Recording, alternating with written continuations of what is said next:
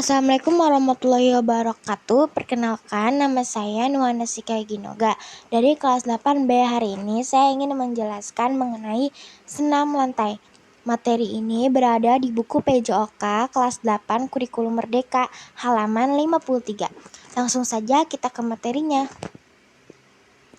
Pengertian senam lantai. Senam lantai termasuk dalam rumpun senam. Senam lantai memiliki berbagai pola gerak dominan, antara lain posisi statis, lompatan, layangan, putaran, dan pendaratan.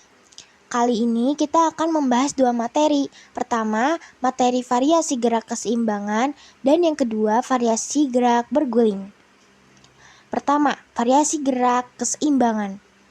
Gerakan keseimbangan ditentukan oleh kemampuan mengatur letak titik berat tubuh seseorang. Gerak keseimbangan dapat dilatih karena setiap orang memiliki daya keseimbangan yang berbeda-beda.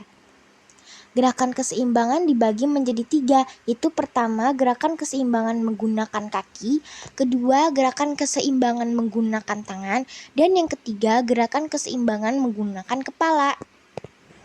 Gerakan keseimbangan menggunakan kaki terdapat pada gambar A, B, C, dan D. Kalian bisa melihat sendiri untuk lebih jelasnya. Gerakan yang A ini seperti mengangkat salah satu kaki ke depan, lalu badan sedikit dibungkukkan ke bawah, diturunkan ke bawah sepertinya itu. Terus gambar ke B, salah satu kaki ditekuk ke belakang, lalu salah satu tangan direntangkan. Yang C, sikap kapal terbang. Yang D itu seperti pada gambar ya. Lalu gerakan keseimbangan menggunakan kaki itu pasti ada bagian tubuh yang perlu dilatih. Nah, bagian tubuh yang perlu dilatih untuk mendapatkan hasil gerak yang optimal meliputi kekuatan otot kaki dan kelenturan tubuh. Nah, selanjutnya adalah gerakan keseimbangan menggunakan tangan. Gerakan keseimbangan menggunakan tangan dibagi menjadi dua, yaitu keseimbangan dengan berjongkok dan keseimbangan dengan handstand. Nah, bagian tubuh yang perlu dilatih untuk mendapatkan hasil gerak yang optimal meliputi kekuatan otot lengan dan perut. Lanjut adalah gerakan keseimbangan menggunakan kepala atau headstand.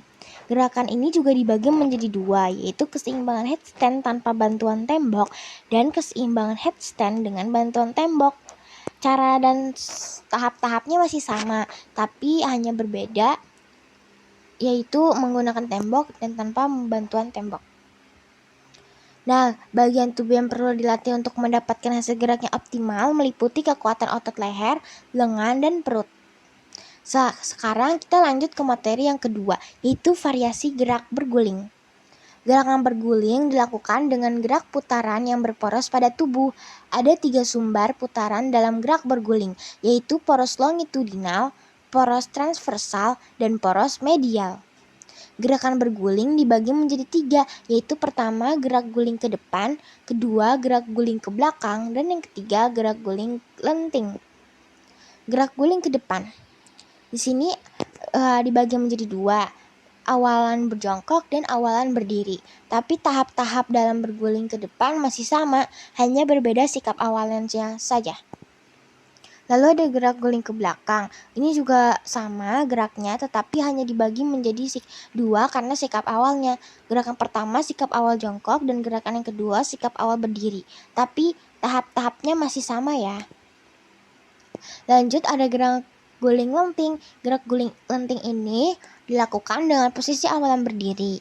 Sebenarnya gerakan ini tuh sama seperti guling depan, tetapi yang membedakannya adalah dia ini tidak membiarkan pantat kita jatuh ke matras, melainkan ketika ingin mendekati matras, kita itu seperti mengangkat badan kita lompat ke atas. Jadi pantat kita itu tidak dibiarkan untuk mengenai matras saat melakukan gerak guling lenting. Nah, variasi gerak guling lenting dilakukan dengan tubuh melenting ke depan, dimulai dari dahi, lalu melenting ke atas, kepala, bahu, pinggang, kedua tungkai, dan kedua lengan ikut melenting ke atas. Gerakan diakhiri dengan kedua kaki mendarat secara bersamaan. Nah, proses dalam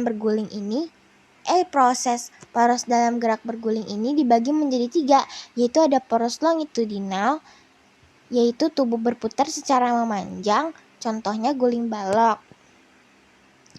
Selanjutnya ada poros transversal, tubuh berputar ke depan dan ke belakang, contoh guling depan.